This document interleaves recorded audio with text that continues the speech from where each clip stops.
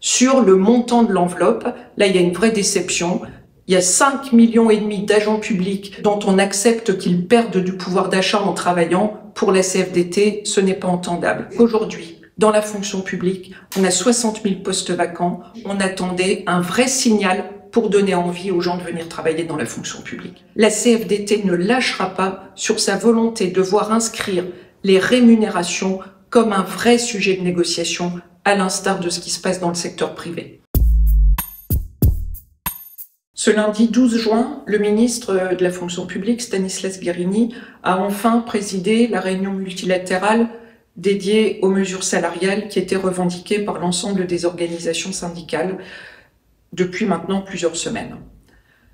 Au cours de cette réunion, on peut dire que le climat était respectueux, il y avait une écoute de la part du ministre, de la part des organisations syndicales, mais il y avait quand même, il faut le dire, de la tension, des désaccords qui se sont exprimés, mais toujours dans une ambiance respectueuse des différents interlocuteurs. C'est la première chose à souligner. Les mesures maintenant, je vais tenter de vous les détailler rapidement. Une hausse de la valeur du point d'indice de 1,5% pour tout le monde, fonctionnaires et contractuels, au 1er juillet 2023. Une deuxième mesure générale, 5 points d'indice en plus pour tout le monde au 1er janvier 2024.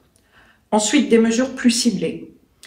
Une prime exceptionnelle pour compenser les effets de l'inflation pour les rémunérations les plus basses, mais qui va concerner quand même à peu près la moitié des agents publics. On a un vrai problème sur cette prime, un désaccord qu'on a dit directement au ministre, c'est que dans les collectivités territoriales, il faudra une décision de chaque collectivité pour verser cette prime aux agents, et ça c'est une vraie difficulté.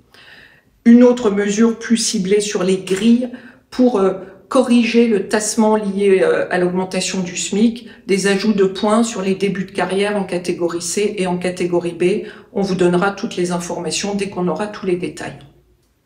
Et puis ensuite, une série de mesures complémentaires, une hausse de la prise en charge des frais de mission pour tenir compte de l'inflation, là aussi, une revalorisation assez significative de la participation des employeurs aux abonnements de transport collectif. La participation va passer de 50 à 75%. Une revalorisation pour la monétisation des jours inscrits sur les comptes épargne-temps. Chacun de nous peut revendre les jours qu'il a épargnés sur son compte épargne-temps quand il en a un. Une revalorisation de 10%. Et puis, la reconduction du mécanisme de la JIPA, la garantie individuelle de pouvoir d'achat, qui, comme on le dit à la CFDT, sert surtout de thermomètre pour vérifier que les agents ne perdent pas de pouvoir d'achat. Malheureusement, souvent, on se rend compte qu'il faut verser cette prime pour compenser les pertes. Donc, très rapidement, dès ces annonces, la CFDT a réagi en séance pour saluer des mesures qui sont intéressantes dans leur nature, parce qu'elles sont et générales et ciblées, mais un regret et une déception très vive, qu'on a dit très vivement d'ailleurs au ministre, sur le montant de l'enveloppe. Là, il y a une vraie déception. Il y a 5,5 millions d'agents publics qui sont engagés dans leur travail, qui font vivre des services publics sur tous les territoires, dont toute la population a besoin, et dont on accepte qu'ils perdent du pouvoir d'achat en travaillant. Pour la CFDT, ce n'est pas entendable.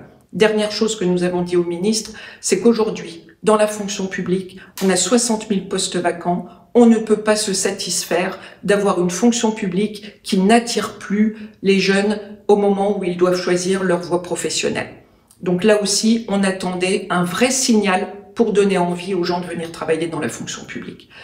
Ce qu'on a obtenu, très concrètement, c'est aussi que le ministre prenne l'engagement, alors que je peux vous dire que ce n'était pas gagné en début de réunion, de nous revoir, de nous réunir à nouveau avant la trêve estivale pour que nous discutions des mesures concrètes sur la mise en œuvre de ces mesures et que nous envisagions aussi la rentrée avec les sujets qui devront être mis à la négociation. La CFDT ne lâchera pas sur sa volonté de voir inscrire les rémunérations comme un vrai sujet de négociation, à l'instar de ce qui se passe dans le secteur privé.